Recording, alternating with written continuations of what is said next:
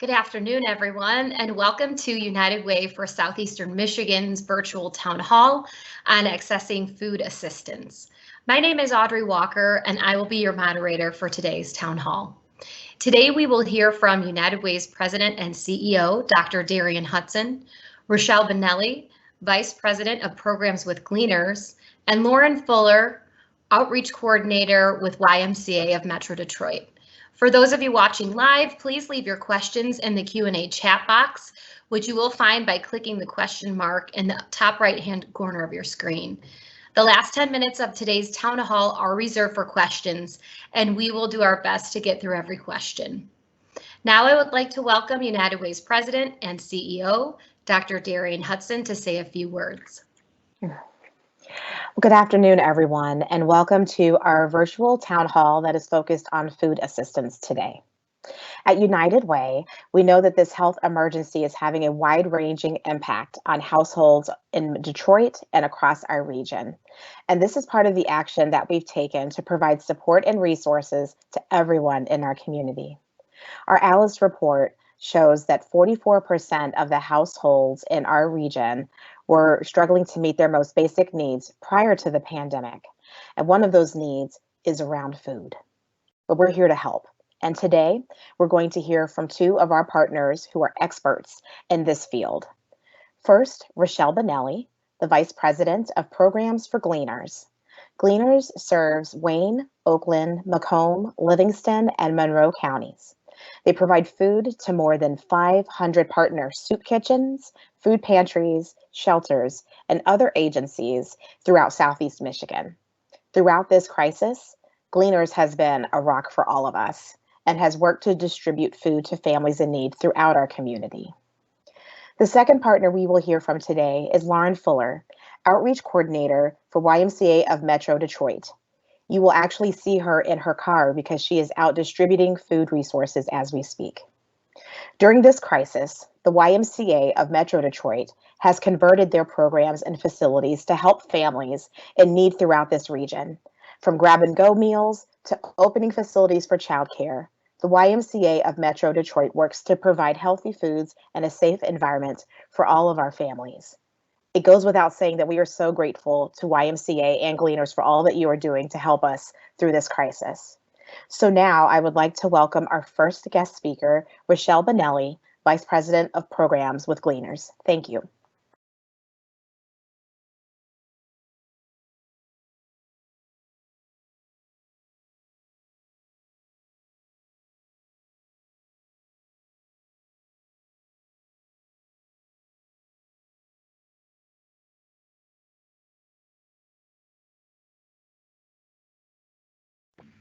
I'm sorry.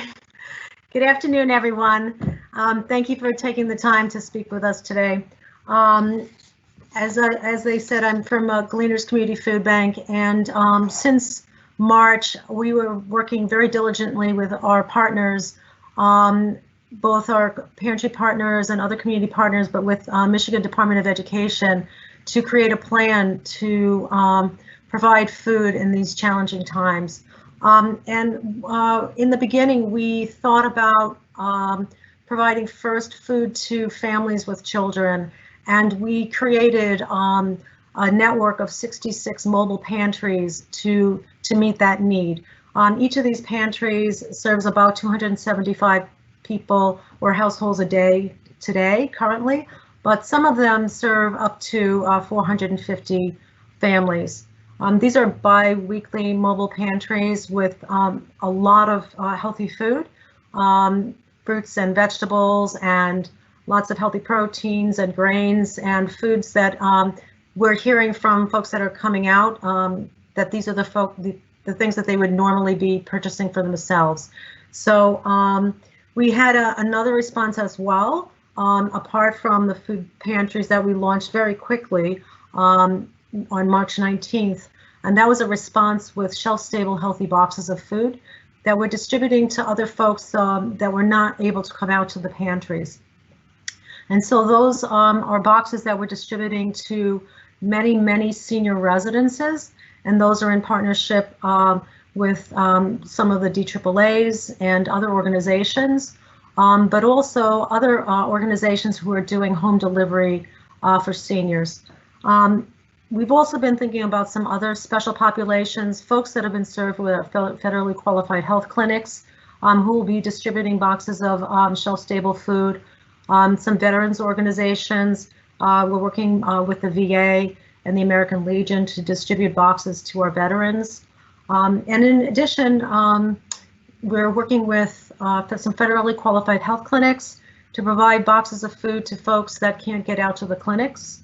And some of those patients are, pregnant moms, for example, or folks that are suffering from the virus, as well as other folks that just can't get out. So trying to work with other partners to reach some of those people that just can't come out.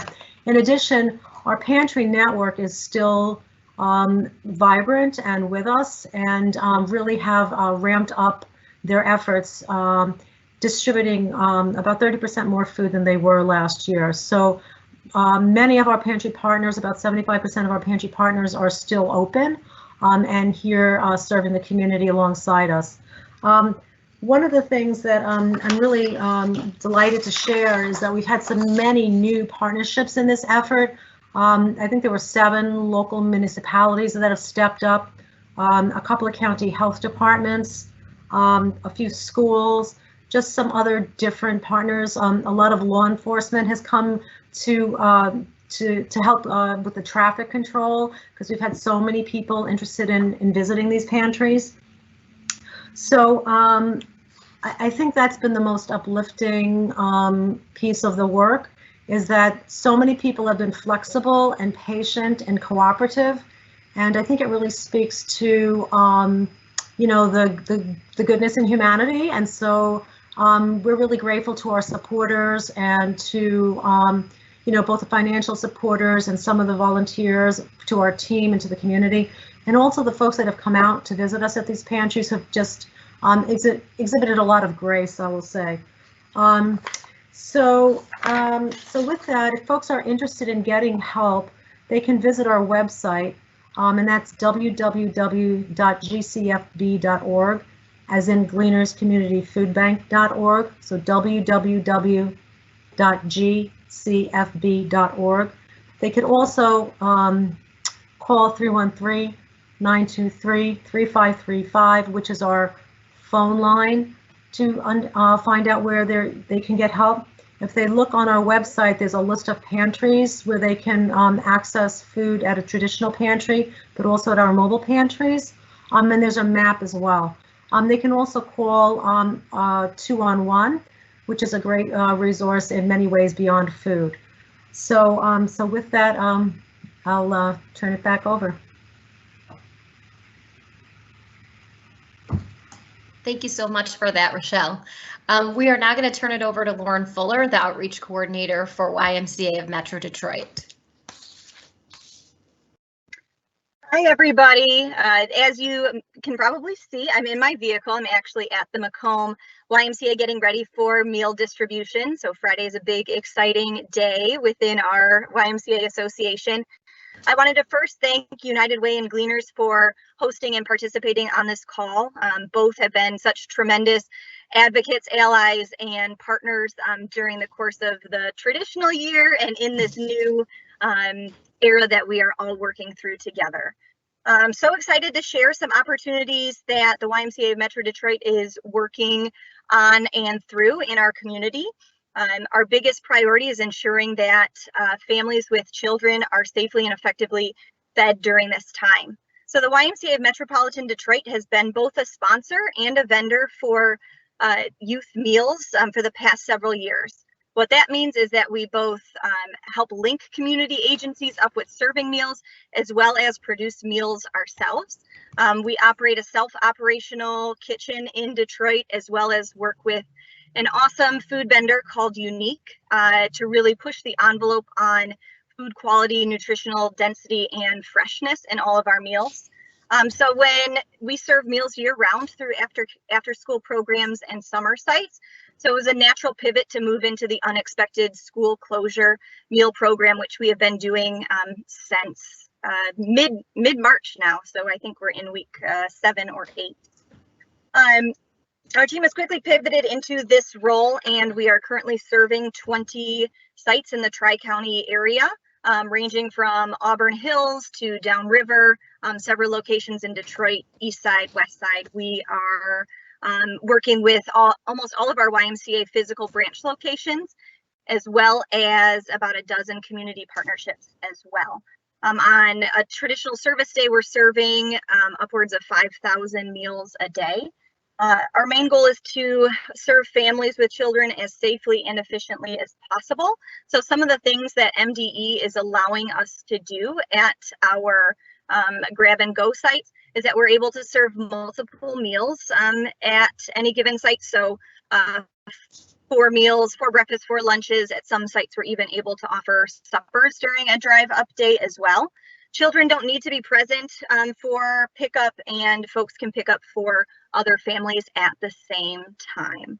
The bright spot in one of the bright spots in all of this is that there's so many like-minded agencies like United Way and Gleaners that are really working together to find unique and innovative solutions to ensure that the needs of our communities are being met. Starting next Friday on May 22nd, we'll also be offering produce boxes from LaGrasso Brothers Produce of Eastern Market to families on those Friday pickup days as well.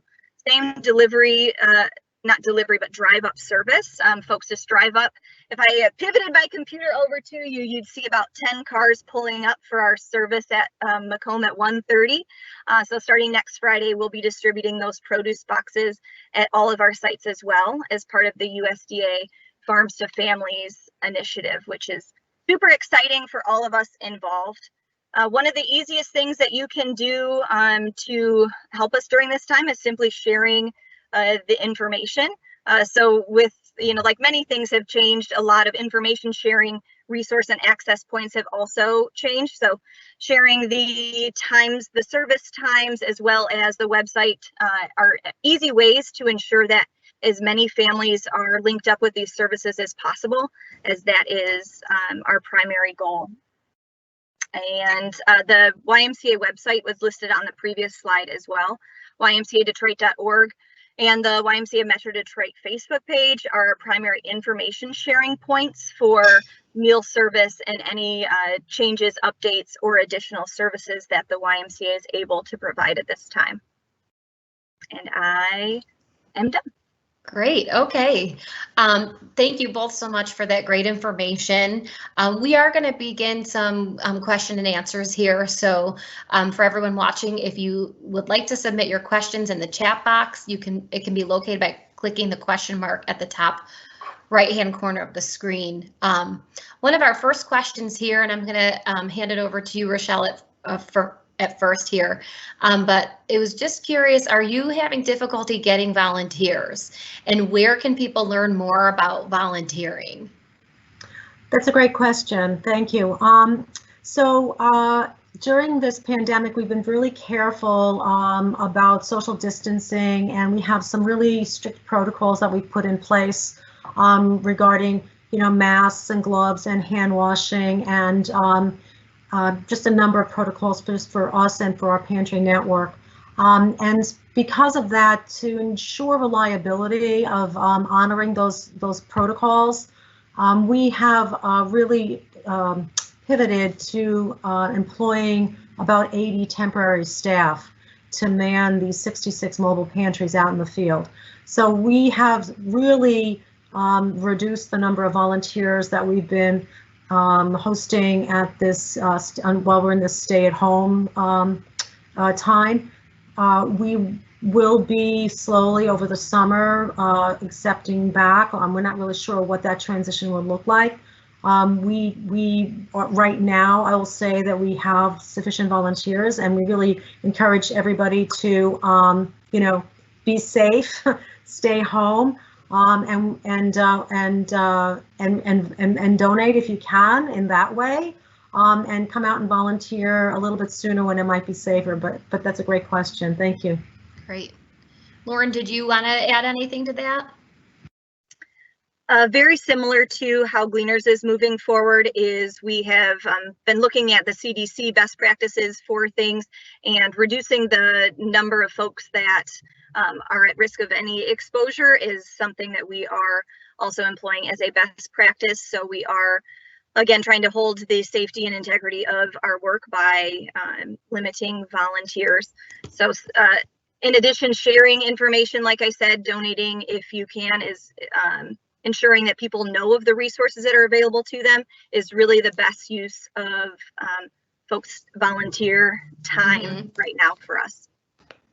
Yeah, sharing the information is definitely key, especially as you mentioned how a lot of the information is different now than it usually is, and there keeps being updates all the time as well. So some of the questions that we're also getting in is there anything, what are the most important things to know when people are coming to a site to get food? Is there anything they need to bring, or is there a sign-in or anything like that? What is some of the criteria? Lauren, if you want to answer that first. Yeah, absolutely. So typically with our food programs, there are several more restrictions, but the Michigan Department of Education during this time has lifted most of those restrictions, and it looks like they will be extending some of those lifts into the summer as well. So there really isn't a great deal of restriction for our sites. You simply pull up. We ask that you open your trunk or back seat to try to keep the distance as much as possible. You don't need to bring any paperwork. You just verify how many children you have in the home, or if you're picking up for another family. We place the meals into the back of your vehicle.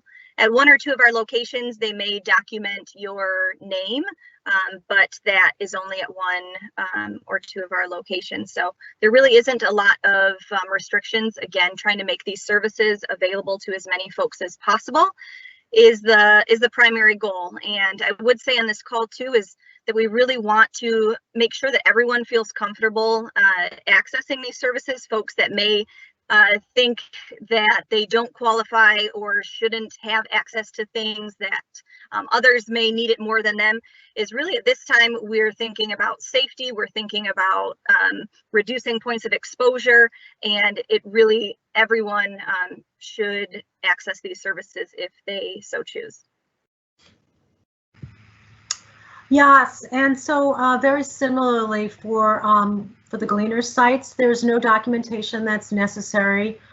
There's no requirement to bring a child to the site. If you're a family, you'll be asked for some limited things like your name, and then the food will be put in the trunk. We won't put the food in the cabin of the car if there is not a trunk.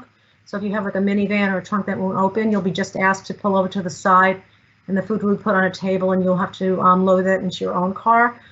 Because similarly to the YMCA, we are really limiting the distance between folks and trying to limit exposure. One of the things that we've heard from folks that we've interviewed during this time is that they felt that they felt safe, and they felt comfortable and confident that they were going to be able to receive the food in a safe manner. So everybody should feel comfortable coming out. I think also, it's not just about getting food, but it's creating a healthy community. So really it's a service not only to yourself, but to the community. We're all trying to stay safe and healthy, and access to healthy food is always part of that healthy community work. Definitely. Yeah, definitely. And that's such an important point, that it's really open to everybody in the community. We do have a couple of other questions as far as getting food to the site, or getting food from the site, is if there are meals or food that are offered for people with dietary restrictions, and if there's a limit to the number of times somebody can come out to visit a food site. So Lauren, if you want to answer that question. Yeah, absolutely. Those are both great questions. In terms of dietary restrictions, we do follow, we're a peanut free, both our kitchen and our vendor. But further than that, we don't have the ability to take on any other dietary restrictions. I think most folks would find that there's a lot of opportunity in the meals themselves to find something that is going to fuel your body regardless of any dietary restrictions. And families can come as much as the meal sites are open. So all of our sites, all 20 of our sites serve at least twice a week, either on Monday and Friday or Tuesday and Friday. Again, that's indicated on the website. But we recommend that families come on any of our service days and get meals for 4 days. So we essentially, every single service day, families are getting multiple sets of 4 meals for their children. So that there are meals for there shouldn't be a day during the week where a child does not have both a breakfast and a lunch. That's great. And I know you have been talking a lot about families, but we received a question here too. Are individuals without children able to receive food from either of the sites, either Gleaners or at the YMCA? Rochelle, do you want to answer that? Sure. And and just to also respond to the question about how often. So these sites are operating bi-weekly. There are 66 of them, so 30 to 33 a week. People can come as many times as they want, and also they can pick up for neighbors. So someone can pick up for their sister, their neighbor. They don't have to the family does not have to be in the car. So please, that's another way to reduce the amount of people coming in the car. They don't have to be present. And yes, everyone is welcome to come. Even if you have to walk up, we have tables present where people can put the food on the table, and then you can take it away in a little caddy if you prefer. But there's no eligibility requirements. So it's open to anyone. No one will be turned away.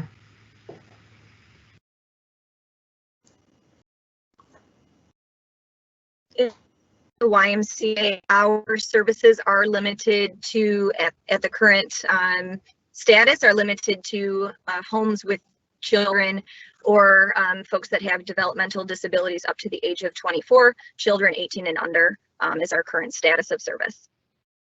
Great. And Lauren, is there a contact number for the YMCA of Metro Detroit? Yes, we are operating from obviously a different standpoint. We don't necessarily have a number that fields calls for the meal program, but if I am able to, I can verify the most appropriate number to call if folks have questions. I know that, so much is online, and that can be a limiting factor for folks that don't have access to online resources. Is there a follow-up email for participants or things where I could share out an appropriate phone number? Yeah, we would be able to share that out on our website right. For you. So that'd be great if you can get us that information. Absolutely. Excellent. And I guess just to ask another question is, you had mentioned that you heard some feedback from people that were coming out to the sites. What is one of the most important messages that you want to share, either about your work or even just, to our community about people coming out to your site? Rochelle, if you want to answer that. Yeah, so I think the most important message I would like to convey is that we're going to be here for the duration. We plan to offer these mobile pantries at least up until the end of September, and most likely after that at some time. So people should feel confident that we'll be there for them, and that we're also grateful to the community for support, but also if folks are able to support us either through donations or volunteering down the road, that's also welcome.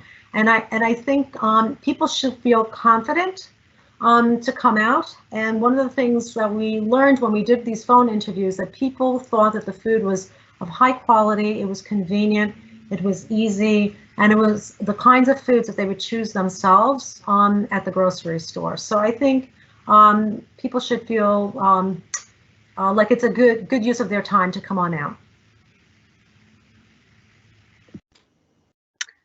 I love the idea of interviewing folks as well. I'm going to nab that best practice and try that out with our team. I think that's awesome. Always opportunities for continuous improvement, even during crazy times. I think from our perspective as well is helping people feel very comfortable knowing that at the Y, we're really working with the CDC and MDE to get the best practices in regards to safety and efficiency, and that we're always looking to improve upon both of those categories as well.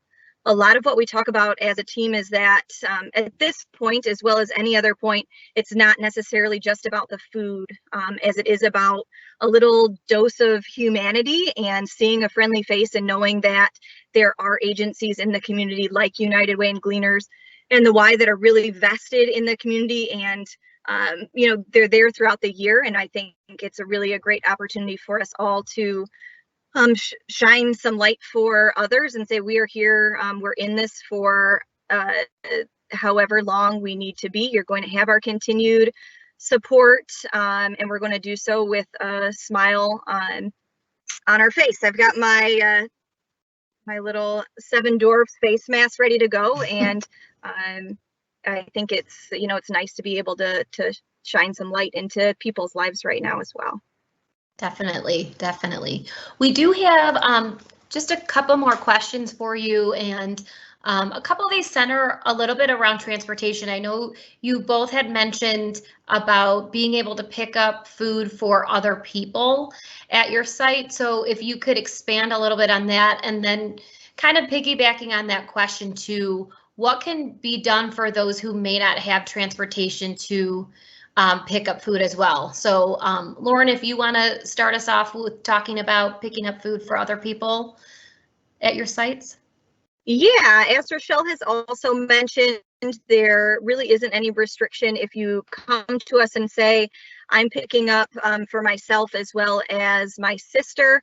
I have 2 kids, she has 3. We're just going to do it like a normal car. We'll put 5 sets of meals in the vehicle. There doesn't need to be any documentation. We have a teacher at this site who comes every single Friday and gets 12 meals and delivers them to, she's a special education teacher, and delivers them to her students. Unfortunately, we have recognized that transportation is a barrier for families. We're working through some solutions. We don't currently have a particular solution that would be able to deliver meals or the capacity to do so, but working with different community partners to see if that could be a possibility in the future. But again, with the information sharing, I can't stress it enough.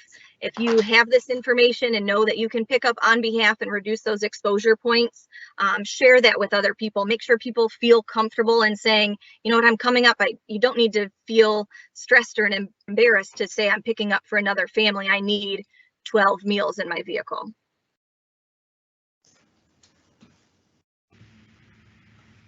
Yeah, so regarding home delivery, so if you're a senior, I would encourage you to call your local AAA.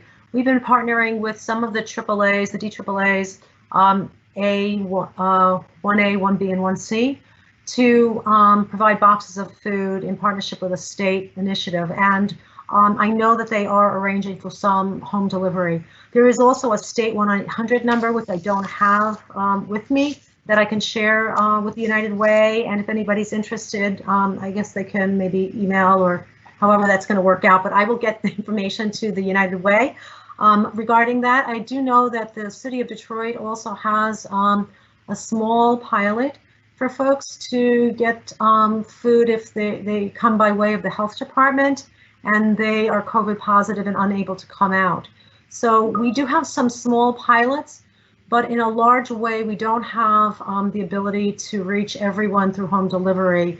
So I think as organizations, we're trying to work that out, but I think also you all as part of the community, if you can be part of the solution too, by offering that service to your neighbor behind you, you know, or down the hall, you can help to be part of that service by home delivering for those folks that you know that are not able to get out. That's great. Well, we just want to thank you again for both of you for being here with us today, and to those of you who are watching and asked these great questions. As always, we know that sharing information is so important as well. So I'm going to turn it back over to Dr. Hudson now. Okay. Thank you, Audrey, and thank you so much, Rochelle and Lauren, for your work, for your passion, and for the many ways that people can not only receive service, but also that they can get involved during this crisis. I just wanted to remind everyone who is listening that help is near. All you have to do is call 211 as a place to start. I know some people were asking for phone numbers. You can dial 211. We will connect you to Gleaners. We will connect you to YMCA and a host of other agencies, over 1,000, that are across 6 different counties with 211 to help connect you to the places where you need the most support. So please do not hesitate if you're listening to this and you need help. We're open 24/7. And so it's never too early or too late to give us a call. We are here to support you during this time of need. I also just wanted to lift that next week we are having another town hall. This time it's actually going to be on Wednesday at 10 a.m. And we are going to be hosting Santil Jenkins from the Heat and Warmth Fund and also Sean Skane from the Low Income Self-Sufficiency Program. And they're going to be discussing water and utility assistance. And so we hope that you will be able to join us. We wish everyone who is listening to this peace. Hopefully you are safe. We wish you good health. And just remember, help is on the way. You have 3 agencies here who are working tirelessly to make sure that all of you do not have to go without during this very difficult time. And so blessings to you all. Thank you again to our speakers, and we look forward to seeing you next Wednesday. Be well.